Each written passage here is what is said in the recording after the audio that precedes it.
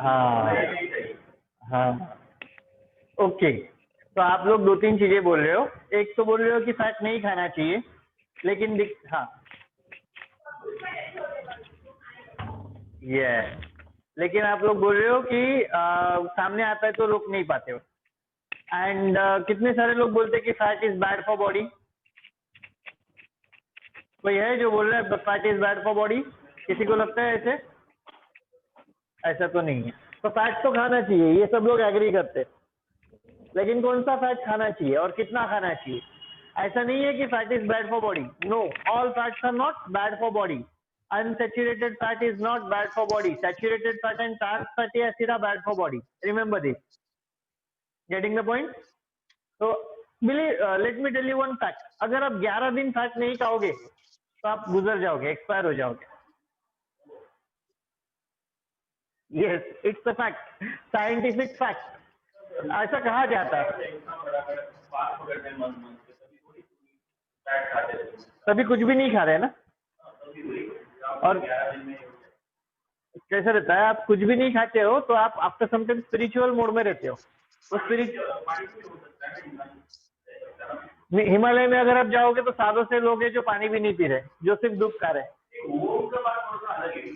आप जब महीने भर का उपवास करते हो ना, तो आप वो स्पिरिचुअल मोड में रहते हो। उस वक्त आप कुछ भी नहीं खा रहे हो। अगर आप सिर्फ फैट नहीं खाओगे तो, या अगर आप सिर्फ कार्ब्स नहीं खाओगे, जीरो कार्ब डाइट बोलते हैं ना बहुत लोग, आप अगर जीरो कार्ब डाइट पे जाओगे तो आप ज्यादा दिन अच्छा नहीं रह पाओगे, आप ज्यादा वीक हो जाओगे, ज्यादा तकलीफ में आ जाओगे। इनफैक्ट अगर आपने बॉडी बिल्डर्स को देखा, जब उनका शो रहता है तो उनको जीरो कार्ब डाइट पे डाला जाता है उनके शो के कुछ दिन पहले, क्योंकि उनके मसल्स का डेफिनेशन चाहिए रहता है, डिफाइन करना रहता है। जैसे उनका शो होता है, उनको सबसे पहला पास्ता खिलाया जाता है, हेवी कॉम्प्लेक्स कार्ब। उनको बहुत ज्यादा कॉम्प्लेक्स कार्ब की चीजें खिलाई जाती है। क्यों? क्योंकि अगर वो कार्ब्स कम हो गए ना, तो उनका दिमाग हिल जाता है। मतलब उनका ही नहीं, कोई भी जिंदा कोई भी आदमी है, अगर आप उसको जीरो कार्ब डाइट पे या लो कार्ब डाइट पे डालोगे तो उसका मेंटली अनस्टेबल हो जाता है। इसका एग्जांपल मैं आपको देता हूँ। आप जब गांव जाते हो तो उस दिन आप तैयारी करते हो, पैकिंग वैकिंग करते हो, उस दिन देखो चिड़चिड़ापन थोड़ा ज्यादा होता है। क्यों? क्योंकि उस दिन खाना पीना ठीक ठीक तरीके से नहीं होता है। आप खाना पीना ठीक तरीके से करो, आपका पैकिंग भी आप अच्छे से करोगे और आप अच्छे से काम भी कर पाओगे और आप एंजॉय भी कर पाओगे। Getting the point? समझ रहे हो बात को?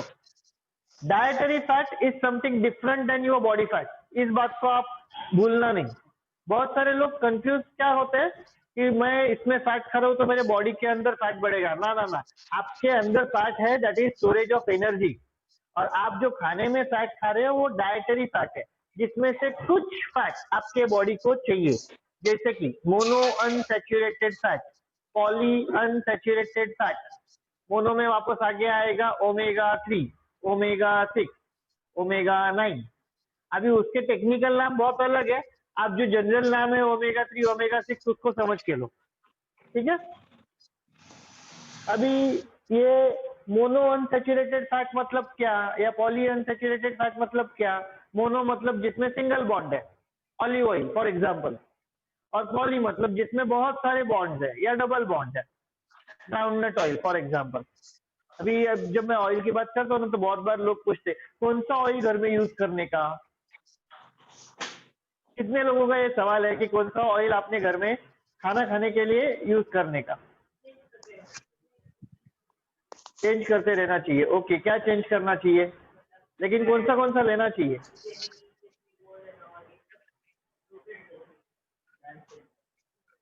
ब्रांड चेंज करना चाहिए।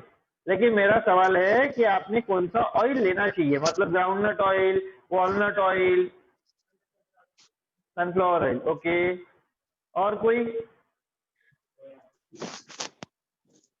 कुछ बोलना चाहेगा? कितने लोगों के माइंड में ये सवाल है कि सबसे अच्छा ऑयल कौन सा? Let me tell you the fact. Olive oil is use for only saute purpose. अगर आप अपना पूरा खाना ऑलिव ऑयल में बनाओगे तो तकलीफ में आ जाओगे। हर ऑयल का एक बर्निंग पॉइंट रहता है। आप उस बर्निंग पॉइंट के अगर आगे चले जाओ तो प्रॉब्लम हो सकती है। सौते पर्पस के लिए खाना है। Olive oil is has to be used only for saute purpose, nothing else. एक मिनट, मैं आपको उसका पूरा का पूरा चार्ट दिखा देता हूँ।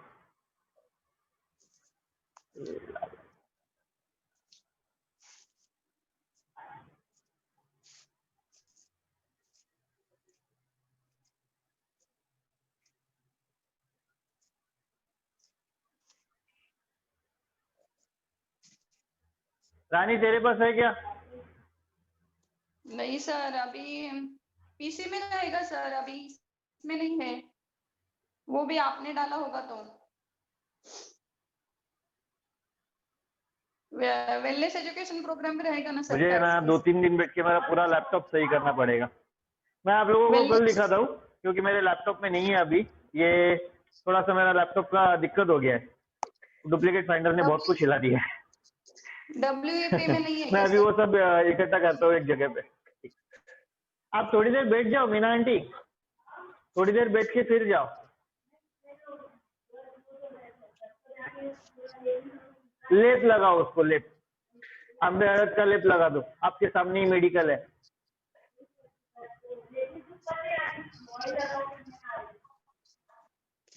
कोई बात नहीं। ओके, तो मैं आप लोगों को ऑयल कौन सा यूज करने का, इसके ऊपर हम कल बात करेंगे। कल आप लोगों को बताता हूँ। अब कोई भी ऑयल अगर आप देखोगे, कोई भी ऑयल, तो उसमें गुड फैट है, बैड फैट है और न्यूट्रल फैट है। अभी इसमें सबसे ज्यादा गुड फैट जो ऑयल का है वो आपने यूज करना चाहिए। अब बहुत सारे लोग जहाँ पे हम ऑयल की बात करते हैं ना, सिर्फ ऑलिव ऑयल यूज करते हैं या सिर्फ कोकोनट ऑयल यूज करेंगे या सरसों का ऑयल यूज करेंगे। सबसे पहला तो जो आप लोगों ने बताया, वो कोई भी ऑयल आपको 3 महीने के ऊपर कंसिस्टेंटली यूज नहीं करना है। आपको कोई भी ऑयल और सोप हर 3 महीने 6 महीने में बदलना जरूरी है, पहली बात। दूसरा, बहुत सारे लोग ऑलिव ऑयल जो है ये खाना बनाने के लिए यूज करते हैं, गलत है। हर ऑयल का एक स्मोकिंग पॉइंट है, बर्निंग पॉइंट है। द मोमेंट वो बर्निंग पॉइंट क्रॉस कर जाए, दैट ऑयल इज गॉन, वो ज्यादा बॉडी के लिए डैमेजिंग है। तो ऑलिव ऑयल का जो बर्निंग पॉइंट है वो सबसे कम है, सबसे कम। इसीलिए उसे सौते पर्पस के लिए यूज करना है।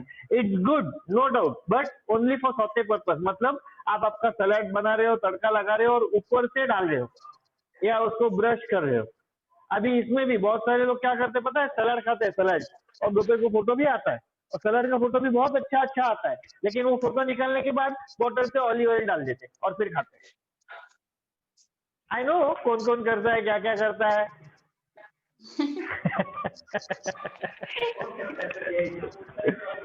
अरे करने वाले बहुत लोग हैं।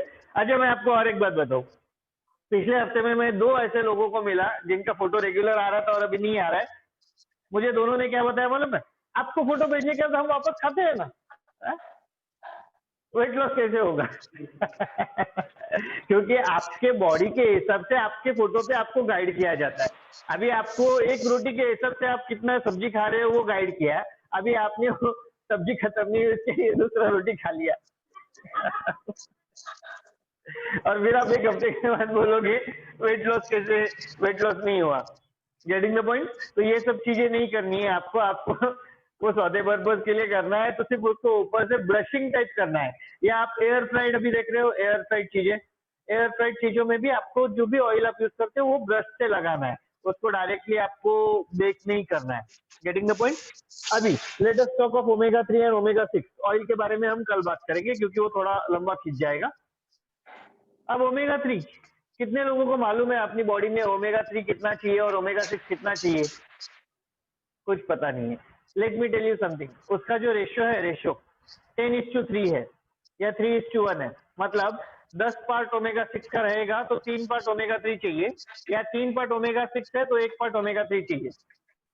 ओमेगा 3 नाउ, जहाँ पे हम ओमेगा 3 की बात करें, ओमेगा 6 हर खाने में मिलता है। आप रोटी खा रहे हो ओमेगा 6 है, आप भाकरी खा रहे हो ओमेगा 6 है, राइस खा रहे हो ओमेगा 6 आ गया। ओमेगा 3 किधर है?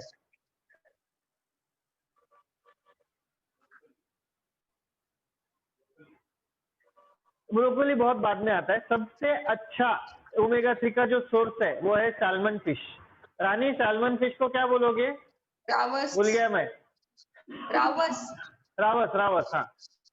अभी ये रावस अभी ये रावस को लेके एक चीज समझ के लो आप लोग। बहुत सारे लोग खाते हैं, बहुत सारे लोग नहीं खाते, लेकिन जो लोग खाते हैं वो इंडस्ट्रियल कॉट फिश खाते हैं। अब इंडस्ट्रियल कॉट फिश अगर आप लोग खाओगे तो उसमें ओमेगा 3 नहीं है, क्योंकि ये रावस जो है वो जब ओमेगा 3 वो फिश के बॉडी में कब बनता है, जब वो 5000 6000 7000 फीट नीचे जाके वहां का जो एल्गे रहता है वो एल्गे खाता है, तब वो एल्गे में ओमेगा 3 है, इसके लिए वो फिश के बॉडी में ओमेगा 3 है। रिचेस्ट सोर्स की बात कर रहे हैं हम। अब ये बॉम्बे के आजू बाजू में जो फिश फैक्ट्रीज है, आप अगर वहां पे जाके देखोगे तो वह फिश वो टैंक में मैनिपुलेट होता है, मल्टीप्लाई होता है। वो सी से पकड़ के लाते हैं, वो टैंक में डालते हैं, टैंक में मल्टीप्लाई करते हैं, फिर बेचते हैं। अब प्रैक्टिकली स्पीकिंग मुझे बताओ वो टैंक वाला फिश किधर खाने गया अलगे? या अभी इधर आप अगर अउन के बाजू में जाओगे तो वो अउन के बाजू में जो नाला है वहां से पकड़ के लाते हैं, या इधर कातरस के उधर जो बैठते हैं वो केके मार्केट के सिग्नल पे वगैरह। प्रैक्टिकली स्पीकिंग मुझे बताओ वो जो फिश लाते हैं वो कहाँ 5000 फीट नीचे गया एल्गे खाने को? तो उसके बॉडी में कितना ओमेगा 3 मिलेगा? दूसरा, फिश जब लाते हैं, मैंने ये शॉपिंग के सेशन में भी बात किया था, वो फिश वाला जो रहता है वो सुबह फिश 1200-1300 रुपए किलो बेचते रहता है। फॉर एग्जाम्पल वही फिश वो 12, 12:30, 1 बजे 400, 500, 600, 800 रुपए किलो से बेचता है। अभी बहुत सारे लोग क्या करते पता है, वो 12 बजे स्पेशली जाएंगे लेने के लिए, क्योंकि उस वक्त रेट कम है। अब वो बिजनेसमैन है ना, जो भी फिश बेचता है वो धंधा कर रहा है ना, तो आपको लगता है क्या कि वो जो धंधा कर रहा है तो वो लॉस में कुछ चीज बेच के भागेगा? फिर वो क्यों कम रेट में दे रहा है? एग्जैक्टली जैसे अपना बॉडी डेट्रॉइट होना शुरू होता है, हम एक्सपायर होने के बाद में, हम गुजरने के बाद में, वैसे वो फिश मरने के बाद में वो भी तो डेट्रॉइट होता है ना। अभी वो फिश लोग क्या करते हैं, 12, 12:30 बजे लाते हैं और फिर उसको कितने बजे पकाने को लेंगे? Worst case, I have seen people storing fish in fridge for weeks together. अब आप मुझे बताओ वो फिश के बॉडी में कितना ओमेगा 3 मिलेगा आपको? अच्छा, ये फिश के अलावा अगर हम बात करें वेजिटेरियन सोर्सेस में, अगर हम बात करें तो सबसे अच्छा जो सोर्स है वो है वॉलनट। लेकिन मैं अगर एक वॉलनट खाने हर रोज बोल दूं तो सबसे पहला आंसर क्या आता है? अखरोट। वॉलनट मीन्स अखरोट। सबसे पहला आंसर क्या आता है? तो इतना महंगा है वॉलनट, 1000 रुपए किलो है। 1000 रुपए किलो हर रोज खाने का, और वो भी एक खाने का। इधर क्या करते हैं लोग मालूम है, एक वॉलनट खाने बोलो तो एक वॉलनट के 4 टुकड़े करते हैं और घर के 4 लोगों को देते। लेकिन वड़ा पाव बोलो तो ए मेरे दो।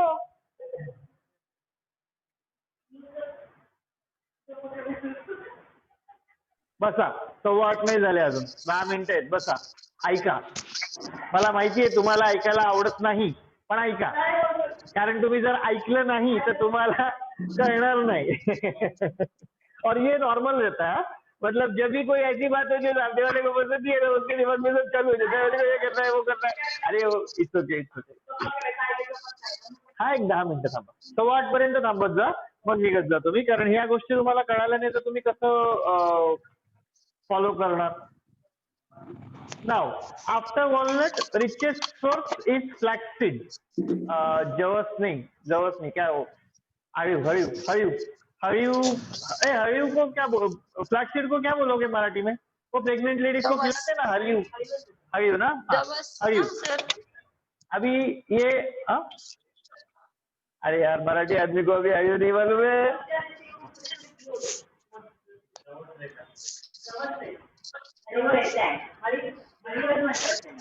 हरिव बोलते हैं प्रेग्नेंट लेडीज को खिलाया जाता है वो।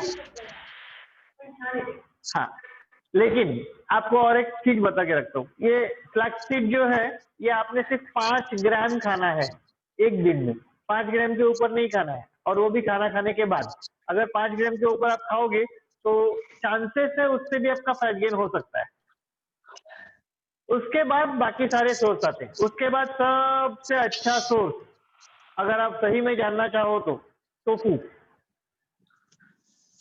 उसके बाद आता है बाकी सारी चीजें, ब्रोकोली, स्पिनच, ब्ला ब्ला ब्ला ब्ला ब्ला ब्ला ब्ला, लिस्ट में आपको दे दूंगा।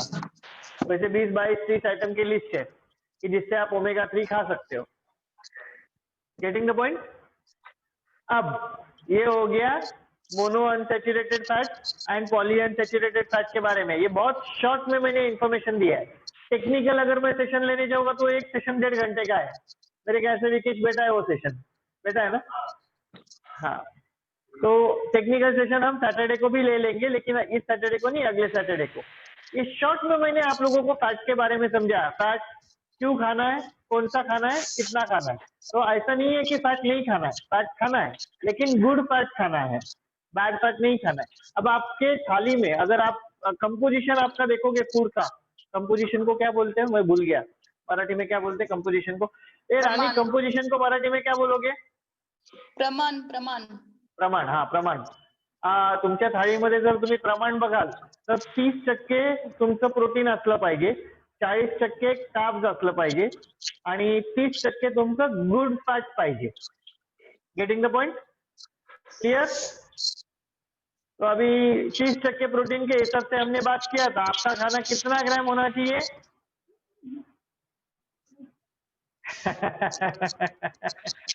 अभी 30% फैट के हिसाब से देख लो. अभी आपके खाने में गुड फैट कितना है और बैड फैट कितना है. अभी आपको अभी समझ में आ रहा है सैचुरेटेड क्या और अनसैचुरेटेड क्या? थोड़ा थोड़ा ऊपर ऊपर. अभी आपके खाने में कौन सा फैट ज्यादा है? सैचुरेटेड फैट ज्यादा है. अभी अनसैचुरेटेड फैट उसके मुकाबले कितना जा रहा है? अभी आप बोल रहे हो नहीं नहीं मैं तो इतना सा खाती हूँ, फिर मेरा फैट क्यों बढ़ता है? समझ में आ रहा है? आप इतना सा खा रहे हो लेकिन फैट क्यों बढ़ रहा है? आप क्या खा रहे हो वो मायने नहीं रखता है. आप कितना खा रहे हो वो मायने नहीं रखता है. आप जो भी खा रहे हो उसमें से आपका बॉडी कितना यूज कर रहा है और जो भी बच रहा है उसमें से आप कितना यूज कर रहे हो वो मायने रखता है. क्योंकि ये हर एक के हाइट के, बॉडी के और एपेटाइट के हिसाब से है. और आप क्या खा रहे हो, मतलब आपका जो क्वालिटी ऑफ फूड जो है वो मायने रखता है. आप वड़ा पाव खा रहे हो, मिसल पाव खा रहे हो, शेक पी रहे हो या सब्जी खा रहे हो या रोटी खा रहे हो, उतना मायने नहीं रखता है जब तक उसका क्वालिटी अच्छा है. अनफॉर्चुनेटली उस खाने का क्वालिटी मेंटेन नहीं कर सकते, लेकिन शेक का क्वालिटी आपको लाइफ लॉन्ग सेम ही मिलेगा, मेंटेन ही मिलेगा. या आप जो चीजें बाहर से लेके आओगे, मैंने जो आप लोगों को बोली है, फॉर एग्जाम्पल सोया नट, वो क्वालिटी मेंटेन्ड है, तो उसमें आपको पता चलता है कि आप क्या खा रहे हो और कितना खा रहे हो. लेकिन आप जो घर में रोटी बनाते हो उसका क्वालिटी आप मेंटेन रख सकते हो क्या? आप गेहूं एक बार भर के रख देते हो साल का, अब जो पहले दिन वो गेहूं का क्वालिटी था आपके वो लास्ट दिन वही क्वालिटी था क्या? उसके ऊपर वो गेहूं साल भर का टिकना चाहिए, उसके लिए उसमें आप क्या डालते हो? पेस्टिसाइड. बहुत सारे घर में पेस्टिसाइड नहीं डालते, इंजेक्शन मारते हैं. वो इंजेक्शन क्या है? एक तरीके से बहुत सारे लोग पारा डालते और फिर वो जब पारा यूज करने करेगा तब वो पारे को वापस क्लीन करके लेते, लेकिन वो पारे ने इंसेक्ट आने से बचा दिए, उसको कीट लगने से बचा दिया. तो आपको लगता है कि वो पारे ने क्वालिटी वैसा ही रखा फूड का? Getting the point? अभी बहुत लोग क्या करते हैं, सब्जी 8-8 दिन का भर के रखते हैं फ्रिज में, मार्केट के बाजू में रहने के बावजूद. नहीं नहीं, सब्जी लेके आते हैं और रखते हैं. हा मग तेच सांगतोय ना, तुम्ही 8-8 दिवसाची भाजी एकदम घेऊन येता जाऊन, परत परत कोण आणणार? आता ती भाजी तोडल्यानंतर किती मिनिटात खायला पाहिजे, किती तासात खायला पोटात गेली पाहिजे? टेक्निकली स्पीकिंग 24 तासाच्या आत. He can tell more because he उसके घर पे फार्म है, तो उनको ये सारी चीजें बहुत ज्यादा पता है और वो लोग वो वहां पे फॉलो भी करते हैं. अभी आप लोगों को मैं बताऊं, कितने सारे लोग एप्पल लेके आते हैं एक साथ, 1 किलो, 1.5 किलो, 2 किलो, और उसको फ्रिज में रख देते हैं और फिर थोड़े टाइम के बाद वो एप्पल को रिंकल्स आते हैं. अभी आपके स्किन को रिंकल्स कब आते हैं? कब आते हैं ना? जब बूढ़े हो जाते तब. क्यों? क्योंकि न्यूट्रिशन कम हो रहा है, ताकत कम हो रहा है. वो फूड जो है वो आप जो लाते हो वो एक तरीके से डिस्ट्रॉइट हो रहा है और उसको रिंकल्स आ रहा है. एक्चुअली टेक्निकली स्पीकिंग अगर आपके फ्रूट को रिंकल्स आ गया तो वो आपने खाना नहीं चाहिए, क्योंकि वो डेड बॉडी जैसा डिस्ट्रॉइट होता है वैसे वो डिस्ट्रॉइट हो गया. Getting the point? टेक्निकली. लेकिन लोग क्या करते हैं, मार्केट यार्ड में जाएंगे सुबह, पूरा 2 किलो 3 किलो उठा के एक साथ लेके आएंगे और फिर उसको 10 दिन 15 दिन खाते बैठेंगे, क्योंकि आपको पता है और आप उसको फॉलो कर सकते हो, लेकिन बहुत सारे लोग नहीं कर सकते। That is one of the reason. हम लोग क्या कहते हैं कि आप थोड़ा थोड़ा लाओ, ज्यादा मत लाओ एक साथ।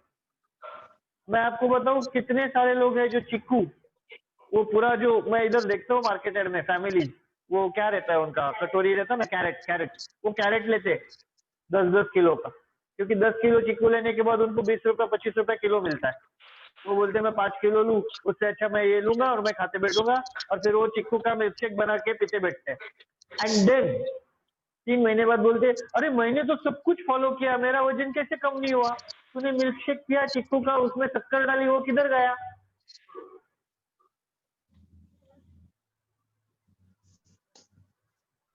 Getting the point? अच्छा, डायबिटीज वाले कहेंगे नहीं नहीं मैंने चिक्कू नहीं खाना चाहिए, मेरा चिक्कू खाने से शुगर बढ़ता है। चिक्कू खाने से किसी का शुगर नहीं बढ़ता है, वो चिक्कू के साथ आप क्या क्या खा रहे हो उससे शुगर बढ़ता है। चिक्कू एक्चुअली फ्रुक्टोस है। हाँ, डॉक्टर कहेंगे आपको चिक्कू वगैरह बंद करो, क्योंकि आप आपके खाने से कुछ चीजें कम नहीं कर सकते हो। बहुत सारे लोग कहते हैं आम के सीजन में मेरा वजन बहुत बढ़ता है। आप आम खा के दिखाओ वजन कैसे बढ़ता है, मैं देखता हूँ। आम के साथ आप क्या क्या खाते हो वो भूल जाते हो, बेचारे आम को ऐसे ही फालतू में आम का नाम खराब कर देते हो।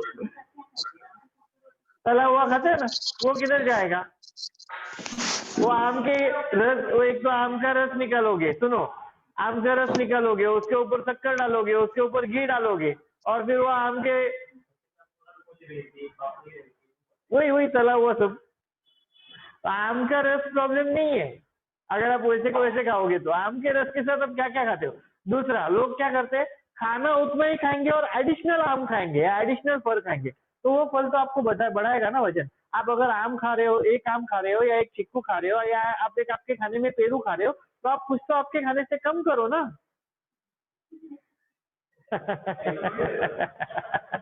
तो फिर वो बॉडी क्या बोलेगा? ऐसा थोड़ी रहता है, मैं आम भी खाऊंगा, मैं रोटी भी खाऊंगा, मैं सब्जी भी खाऊंगा, फिर बॉडी क्या बोलेगा? Okay, so that was all for today. Last 1 minute, we are closing before 1 minute today. So that was all about eating habits and fat. कल हम लोग बात करेंगे phytonutrients का, and then from Thursday onwards we will directly shift to immune health. अब immune health ये session थोड़ा सा बड़ा है।